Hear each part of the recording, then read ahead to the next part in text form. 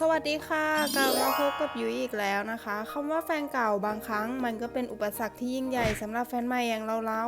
เพราะแฟนเก่านั้นเขาก็เคยมีความทรงจำดีๆและเขาก็ยังมาก่อนทำให้บางครั้งหลายคนมักจะต้องเจอปัญหาเกี่ยวกับแฟนเก่าพอสมควร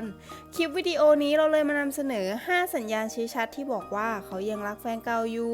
จะมีอะไรกันบ้างมาดูพร้อมๆกันเลยค่ะ 1. เขาพยายามเปลี่ยนแปลงคุณบางครั้งการที่เขาพยายามเปลี่ยนแปลงคุณนั่นก็เพราะว่าจริงๆแล้วเขาต้องการอยากที่จะให้คุณนั้นเป็นเหมือนแฟนเก่า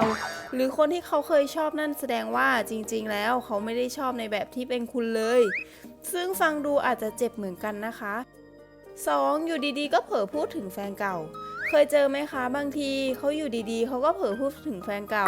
หรือไม่ก็เผลอเรียกชื่อคุณเป็นชื่อแฟนเก่าบางทีมันก็อาจจะเป็นเพราะว่าเขากำลังคิดถึงแฟนเก่าอยู่เลยทำให้เขาเผลอพูดออกมาแบบนั้นก็ได้ 3. เขายังเก็บของที่เกี่ยวกับแฟนเก่าอยู่ไม่ว่าจะเป็นรูปคู่หรือของที่เคยให้กันเขาก็ยังเก็บเอาไว้บางทีก็เอาไว้ดูต่างหน้าบางทีก็ดูมันไปแล้วก็อมยิ้มไปซะอย่างนั้นซึ่งแบบนี้ไม่โอเคเลยค่ะเพราะมันแสดงให้เห็นว่าเขาอาจจะคิดถึงแฟนเก่าอยู่ก็ได้ 4. เขามีอาการไม่พอใจเวลาที่รู้ว่าแฟนเก่านั้นมีคนใหม่แล้วจริงๆมันก็จบไปแล้วระหว่างความสัมพันธ์ของเขาและแฟนเก่าของเขา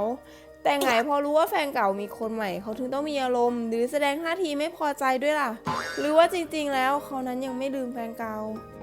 5. ไม่ยอมลบเบอร์หรือช่องทางการติดต่อ